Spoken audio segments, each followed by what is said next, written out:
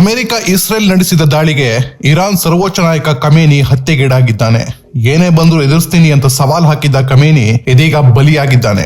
ಅದಕ್ಕೀಗ ಕರ್ನಾಟಕದ ಕೆಲ ಮುಸ್ಲಿಮರು ರೊಚ್ಚಿಗೆದ್ದಿದ್ದಾರೆ. ಖಮೇನಿ ಕೊಂದಿದ್ಕೆ ಟ್ರಂಪ್ಗೆ ಶಾಪ ಹಾಕ್ತಿದ್ದಾರೆ.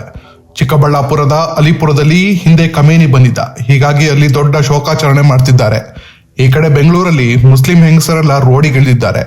ನಮ್ಮ ದೇಶದ ಸೈನಿಕರು ಮಾಡಿದಾಗ ಬರದ ಆಕ್ರೋಶ ಈಗ ಯಾವುದೋ ದೇಶದವನು ಹತ್ಯೆ ಆದಾಗ ಮಾಡ್ತಿರೋ ವರ್ತನೆ ನಿಜಕ್ಕೂ ವಿಪರ್ಯಾಸ. ಇದಕ್ಕೀಗ ಹಿಂದೂ ಹುಲಿ ಶಾಸಕ ಯತ್ನಾಳ್ ಹಾಗೂ ಪ್ರಮೋದ್ ಮುತಾಲಿಕ್ ಕರ್ನಾಟಕದ ಮುಸ್ಲಿಮರ ಮೇಲೆ ರೊಚ್ಚಿಗೆದ್ದಿದ್ದಾರೆ. ನೀವಿಲ್ಲಿ ಕಣ್ಣೀರು ಹಾಕೋ ಬದಲು ಸತ್ತು ಸ್ವರ್ಗ ಸೇರಿ ಅಂತ ಯತ್ನಾಳ್ ಬೈತರೆ, ಪ್ರಮೋದ್ ಮುತಾಲಿಕ್ ಎಂದಿನಂತೆ ಮುಸ್ಲಿಮರಿಗೆ ಹಿಗ್ಗಾಮುಗ್ಗ ಜಾಡಿಸಿದ್ದಾರೆ. ಭಾರತ ಎಲ್ಲಾ ದೇಶಗಳ ಒಳ್ಳೆ ಸಂಬಂಧ, ಅಮೆರಿಕ ಜೊತೆ ಒಳ್ಳೆ ಸಂಬಂಧ ಇದೆ, ಇಸ್ರೇಲ್ ಜೊತೆಗೂ ಸಂಬಂಧ ಇದೆ, ಇರಾನ್ ಜೊತೆಗೂ ಸಂಬಂಧ ಇದೆ. ನಮ್ದು ಇದ್ರಾಗ ಏನಿಲ್ಲ, ಭಾರತ ನ್ಯೂಟ್ರಲ್ ಇದೆ, ನಾವು ಶಾಂತಿ ಬಯಸುವುದು. ಈ ರೀತಿ ಕಾದಾಡಕತ್ತಾವ, ಅಲ್ಲಿ ಕಾದಾಡೋದನ್ನ ಇಲ್ಲಿ ಮೆರವಣಿಗೆ ಮಾಡುವಂತವ್ರು ದೇಶದ್ರೋಹಿಗಳು, ಮಹಾಮೂರ್ಖರು, ನಾಲಾಯಕ. ನಮ್ಗೇನ್ ಸಂಬಂಧ? ಆರಾಮ ಇದೀರಿ ಭಾರತದಾಗ, ಇರ್ರಿ. ಇವತ್ತು ನೀವು ಅವರು ಅಲ್ಲಿ ಸತ್ಯಗುತ್ತೆ, ಇಲ್ಲಿ ಹೇಳ್ತೀವಿ. ಮತ್ತ ಹಂಗಾದ್ರೆ ಬಂಗಾಳದಲ್ಲಿ ಹಿಂದೂಗಳ ಕೊಲೆ ಆಯ್ತಲ್ಲ, ಆ ಪಹಲ್ಗಾಮದಲ್ಲಿ ನಮ್ಮ ಹಿಂದೂಗಳು ಹೊಡೆದಾಗ ಕಣ್ಣೀರ್ ಆಗ್ತದೆ. ಹಿಂದೂಗಳ ಕೊಲೆ ಆದಾಗ ನಿಮ್ಗೆ ಯಾವುದೂ ರೀತಿ ಕಣ್ಣೀರು ಬರೋದಿಲ್ಲ, ಗೆದಿ ಬರ್ತದೆ. ಯಾವನೋ ಎಲ್ಲರೂ ಸತ್ರ ಇಲ್ಲಿ ಅಲ್ಲ ಅಳತಿ.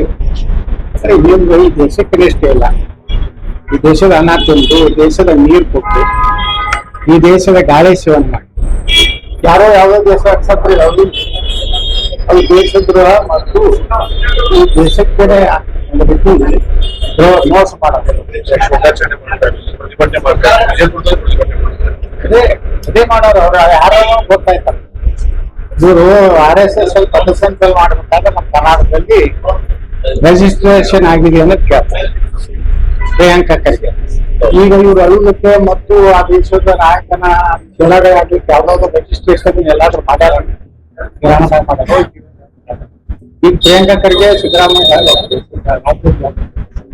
ಅವರು ಸ್ಟ್ರೈಕ್ ಮಾಡೋದು, ಅಶಾಂತಿ ಗಲಭೆ ಎಬ್ಬಿಸುದು, ಇದನ್ನ ಭಾರತದಲ್ಲಿ ಮಾಡಿದ್ರೆ ಅವ್ರ ಮೇಲೆ ಆಕ್ಷನ್ ಗುಂಡಿನ ಒಂದು ದಾಳಿ ಮಾಡಿ ಮುಗಿಸ್ಬೇಕಾಗ್ತದೆ.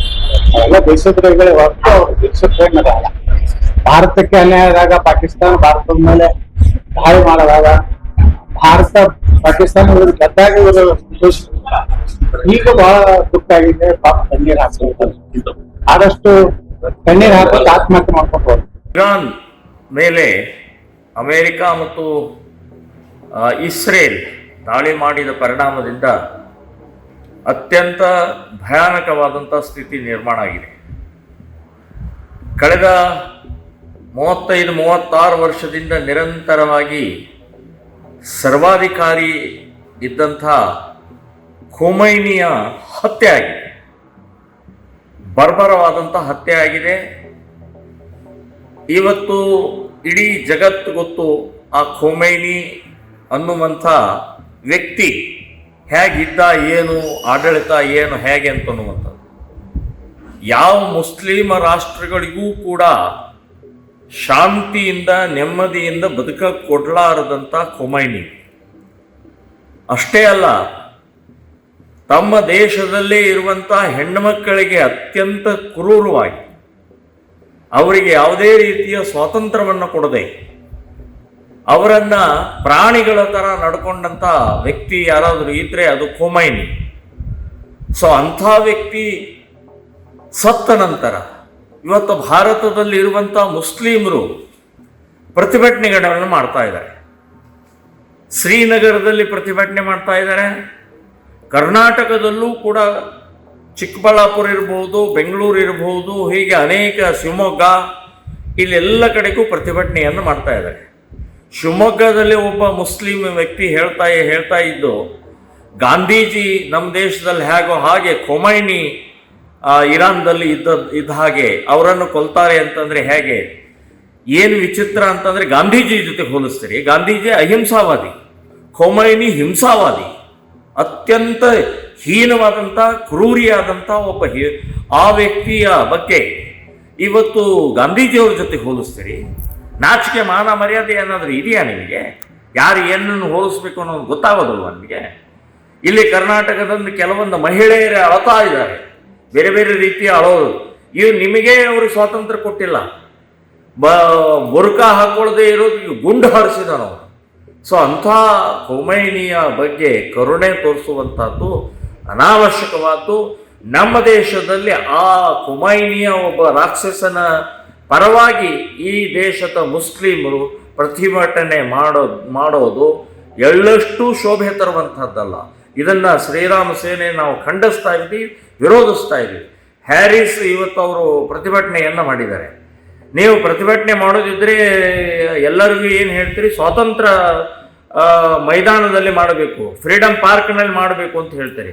ನೀವೆಲ್ಲ ಮಾಡಿದಿರಿ? ನಿಮ್ಮ ಕ್ಷೇತ್ರದಲ್ಲಿ ಹೇಗೆ ಏನು ಮಾಡಿದಿರಿ? ಹೊರಗಡೆ ಓಪನ್ನಾಗಿ ಮಾಡಿ ಟ್ರಾಫಿಕ್ಕಿಗೆಲ್ಲ ತೊಂದರೆ ಕೊಟ್ಟು ಮಾಡಿದಿರಿ. ಸೊ ಅದ್ರ ಬಗ್ಗೆ ಮಾತನಾಡುವಂಥದ್ದಿಲ್ಲ. ಸೊ ಈಗ ನಾನು ಹೇಳಿದ್ದು ಖೊಮೈನಿಯ ಸಂಬಂಧಪಟ್ಟಾಗೆ ಕರ್ನಾಟಕದಲ್ಲಿ ಪ್ರತಿಭಟನೆ ಮಾಡುವಂಥದ್ದು ಅನಾವಶ್ಯಕವಾದ್ದು. ಇದನ್ನು ನಾವು ವಿರೋಧಿಸ್ತೀವಿ, ಬಲವಾಗಿ ವಿರೋಧಿಸ್ತೀವಿ. ಸರ್ಕಾರ ಇದನ್ನು ತಡಿಬೇಕು ಅನ್ನುವಂಥದ್ದು ಈ ಸಂದರ್ಭದಲ್ಲಿ ನಾನು ಹೇಳ್ತೇನೆ.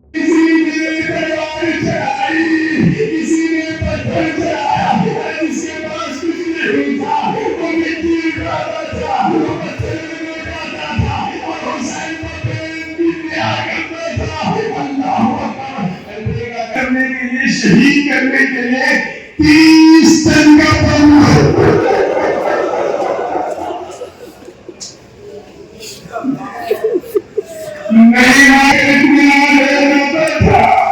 कासिम सुलेमानी शहीद हुए।